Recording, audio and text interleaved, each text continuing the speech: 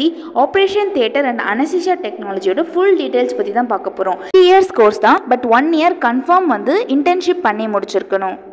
Eligibility வந்து 12th ஸ்டாண்டர்டில் confirm physics, chemistry, botany, zoology இல்லைனா பயாலஜி சப்ஜெக்டில் மேஜராக படிச்சிருக்கணும். சர்ஜரிக்கு முன்னாடி பேஷண்ட்ஸ்க்கு அனஸ்தீசியா எவ்வளோ அளவு கொடுக்கணுன்றதை பற்றி படிப்பாங்க. ஜெனரலாக சில்ட்ரனுக்கு இவ்வளோ டோசேஜ், அடல்ட்டுக்கு இவ்வளோ டோசேஜ், வயசானவங்களுக்கு எவ்வளோ டோசேஜ் இருக்கணும், எந்த மாதிரி ட்ரக்ஸை வந்து அனஸ்தீசியா கொடுக்கணுன்றதை பற்றி தெளிவாக படிச்சிருப்பீங்க. ஆப்ரேஷனுக்கு முன்னாடி பேஷண்ட்க்கு தேவையான இதெல்லாம் அரேஞ்ச் பண்ணுறது, ஆப்ரேஷனுக்கு அப்புறம் அவங்கள வந்து கேர் பண்ணுறது எல்லாத்துமே வந்து OT/AT ஸ்டூடெண்ட்ஸ் வந்து பண்ணுவாங்க.